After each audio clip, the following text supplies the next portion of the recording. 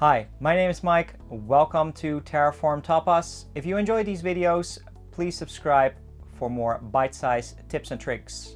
I use Terraform every day as one of my main developer tools. When using Terraform, we are typically using the Terraform CLI or command line interface to manage our infrastructure as code. HashiCorp also offers Terraform Cloud, a managed service offering that comes with several benefits. All of your Terraform workflows can be run fully remote in Terraform Cloud, which also makes storing the Terraform state easier. You can store workflows in different workspaces so you can collaborate easier with team members. One of the most important benefits is that you can very easily extend Terraform Cloud to work into your existing DevOps or DevSecOps toolchain to achieve CI/CD, also known as continuous integration and continuous deployment, key staples of DevOps and DevSecOps culture. Bonus tip, Terraform Cloud connects easily to your version control systems such as GitHub, GitLab, Bitbucket, or Azure DevOps.